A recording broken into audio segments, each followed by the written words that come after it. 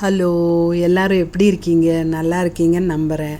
நமக்கு தான் நவராத்திரி வந்தாச்சு இல்லையா? டெய்லி சாமி கும்பிட ஒரு பிரசாதம் தேவைப்படும். ஒரு நாள் பிரசாதம் உக்காரைன்னு சொல்லலாம், பாசிப்பருப்பு அல்வான்னு சொல்லலாம். எதுனாலும் ஓகே, என்ன பேர் வேணாலும் வச்சுக்கோங்க. இது ஈஸியாக செஞ்சு முடிக்கக்கூடிய ஒரு சாமி கும்பிடுற பிரசாதம். அப்போ இது எப்படி செய்கிறதுன்னு பார்த்துடலாம். அதுக்காக அடிகனமான ஒரு கடாய் அடுப்பில் வச்சு அதில் அரை கப்பு பாசிப்பருப்பு போட்டு நல்லா பொன்னிறமாக வறுத்தெடுத்துடலாம். நல்லா வறுபடும் போது ஒரு வாசனை வருங்க. அந்த நேரம் இதை இறக்கி நம்ம வேறு பாத்திரத்துக்கு மாற்றிட வேண்டியதான். ஏன்னா ரொம்ப நேரம் இந்த அடிகனமான பாத்திரத்தில் சூட்டோடு வச்சோம்னா கருகி போயிடும். அதுக்கு தான் இது ரெடி ஆகிடுச்சு. இது வேறு பாத்திரத்துக்கு மாற்றிடலாம். அது வேறு பாத்திரத்துக்கு மாற்றிட்டேன். அதே பாத்திரம் அடுப்பில் வச்சு அதில் 1.5 கப்பு சர்க்கரையும் வெல்லமும் அரை கப்பு தண்ணி ஊற்றி நல்லா கரைச்சி எடுத்துடலாம். நல்லா கரைஞ்சால் போதுங்க. கரைஞ்சி ஒரு 2 கொதி, அவ்வளோதான். நல்லா ஒரு 2 கொதி வந்த பிறகு இதை வடிகட்டி வேறொரு பாத்திரத்துக்கு மாற்றிடலாம். ரெடி ஆயிடுச்சு. அது மாற்றி வடிகட்டி வச்சுருக்கேன். இன்னொரு பாத்திரத்தில் நம்ம பாசிப்பருப்பு வறுத்து வச்சோம் இல்லையா, அதை நல்லா கழுவி 3 கப்பு தண்ணி ஊற்றி, அரை கப்பு பாசிப்பருப்புக்கு 3 கப்பு தண்ணி ஊற்றி அது நல்லா வேகட்டும். அது ஒரு அடுப்பில் இருக்குது. அது பாசிப்பருப்பு பாதி வெந்தாச்சு. அந்த நேரம் இன்னொரு அடுப்பில் நான் ஒரு கடாய், முதல்ல வச்ச அதே கடாய் தான், அதில் 2 டேபிள் ஸ்பூன் நெய்யும் 2 டேபிள் ஸ்பூன் தேங்காய் எண்ணெயும் தான் எடுத்திருக்கேன். அது நல்லா சூடாகும்போது அதில் முந்திரி பருப்பு போட்டு நல்லா பொன்னிறமாக வறுத்து வேறு பாத்திரத்துக்கு மாற்றிட வேண்டியது. முந்திரி எடுத்து வச்ச பிறகு இதில் நம்ம 1/4 கப்பு ரவை போட்டு வறுத்து எடுக்கணும். நான் 2 டேபிள் ஸ்பூன் தேங்காய் எண்ணெய் எதுக்கு ஊற்றினேன்னா, தேங்காய் எண்ணெய் நல்லா வாசனையாக இருக்கும். எனக்கு அது ரொம்ப பிடிக்கும். நீங்கள் தேங்காய் எண்ணெய்க்கு பதிலாக நெய்யாகவே எடுத்துக்கலாம், ஒன்றும் ப்ராப்ளம் இல்லை. இந்த ரவை ஓரளவுக்கு நல்லா வறுபட்டு வரும்போது ஒரு 1/4 கப்பு தேங்காய் துருவல் சேர்த்துருக்கேன். அதையும் நல்லா கோல்டன் ப்ரௌன் ஆகிற வரைக்கும் வறுத்து எடுத்துட வேண்டியதுதான். நம்ம பாசிப்பருப்பு ஓரளவுக்கு வெந்துருச்சு. அது ஸ்டவ் ஆஃப் பண்ணி வச்சுருக்கேன். நம்ம இது ரெடி ஆன பிறகு அதை பார்க்கலாம். பாருங்கள், ஸ்டவ் ஆஃப் பண்ணிட்டேன். பார்த்திங்களா, நல்லா வெந்துருச்சுன்னா ரொம்ப அப்படியே குழைவாக இல்லாமல் பாருங்கள், ஒரு கடிபடுற அளவுக்கு வெந்திருக்கு. அது இருக்கட்டும். நம்ம இந்த ரவையும் தேங்காயும் நல்லா வறுபட்டுருச்சுன்னா அதில் பாருங்கள் நல்லா கோல்டன் ப்ரௌன் கலர் ஆகிடுச்சு. இதில் இந்த பாசிப்பருப்பை நம்ம ஊற்றிக்கலாம்.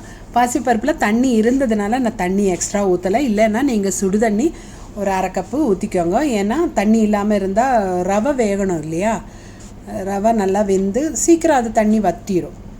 பாருங்கள், அந்த தண்ணி கொஞ்சம் நிறையாவே இருந்துச்சு, அதெல்லாம் வற்றிடுச்சு. பாருங்கள், நல்லா கலரும் போதே கொஞ்சம் கரைஞ்சிரும். ஆனாலும் அந்த பருப்பு கடிக்கிறதுக்கு இருக்கும். கடிபடும் போது சூப்பராக இருக்குங்க. பாருங்கள், இப்படி தேய்ச்சி விட்டால் கொஞ்சம் கரைஞ்சி நல்லா பைண்டிங் நல்லாயிருக்கும். ரெடி ஆகிடுச்சு. இனி நம்ம வெல்லம் காய்ச்சி வச்சோம் இல்லையா, அது இதில் ஊற்றிடலாம். இந்த பாசிப்பருப்பில் அதையும் ஊற்றிட்டு நல்லா கிளறி விட்டோம்னா நல்லா கரைஞ்சி வரட்டும். பாருங்கள், தண்ணி ஆட்டம் இருக்கும் ஃபஸ்ட்டு பார்க்கும்போது. இது கொஞ்சம் நேரத்தில் சீக்கிரம் தண்ணி வற்றிடும். பாருங்கள், பார்த்துக்கோங்க. இப்போ வெறும் தண்ணி ஆட்டத்தான் இருக்குது. இதில் நம்ம 1 டேபிள் ஸ்பூன் நெய் விட்டு நல்லா கிளறி விட்டுடலாம். கிளறி அந்த நெய் எல்லாத்தோடையும் சேரும்போது திரும்ப கொஞ்சம் தண்ணி வற்றும். அந்த நேரம் திரும்பவும் நம்ம 1 டேபிள் ஸ்பூன் நெய் விடணும். பாருங்கள், ஓரளவுக்கு ஆயிடுச்சு. இனி நம்ம 1 டேபிள் ஸ்பூன் நெய் இதில் விட்டுடலாம். அதையும் நல்லா கிளறி விட்டுட்டே இருங்க, கைவிடாமல் கிளறணும். கிளறிட்டே இருக்கும்போது தண்ணி சீக்கிரம் வற்றி வரும். பாருங்கள், திரும்ப நெய் காணோம், திரும்பவும் 1 டேபிள் ஸ்பூன் நெய். இதுதான், நெய் காணாமல் போகும்போது திரும்ப ஊற்றிட்டு பாருங்கள், அதையும் நல்லா கிளறி விட்டுருங்க.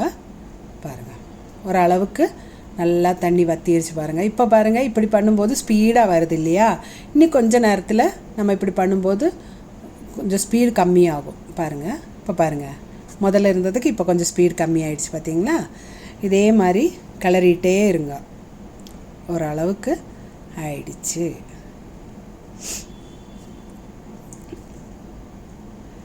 இந்த நேரம் இனி நம்ம இதில் ஒரு 5 ஏலக்காய் நான் இடித்து தோல் இல்லாமல் பருப்பு மட்டும் எடுத்து போட்டிருக்கேன். கூடவே 2 சிட்டிகை உப்பும் போட்டு நல்லா கிளறி விட்டுறலாம். நல்லா கிளறி விட்ட பிறகு நம்ம வறுத்து வச்சுருந்த முந்திரி பருப்பையும் போட்டு நல்லா கிளறி பாருங்கள், ரெடி ஆயிடுச்சு. இதுதான் பாகம். இனி ஸ்டவ் ஆஃப் பண்ணிவிட்டு கொஞ்ச நேரம் ஆற விட்டோம்னா இன்னும் நல்லா கெட்டி ஆகிடும். பாருங்கள், பார்த்திங்களா, ரெடி ஆயிடுச்சு. இந்த தட்டு எடுத்து வச்சாச்சு. பாருங்கள், கரண்டியில் எடுத்து வச்சா அப்படியே வருது. பார்த்திங்களா, சூப்பராக இருக்குங்க. கண்டிப்பாக எல்லோரும் செஞ்சு சாப்பிட்டு பார்த்து உங்களோட கருத்துக்கள் கமெண்ட் பாக்ஸில் கமெண்ட் பண்ணுங்கள். அடுத்த வாரம் வேறொரு வீடியோவோட உங்களை சந்திக்க வரேன். மீண்டும் சந்திக்கும் வரைக்கும் வணக்கம்.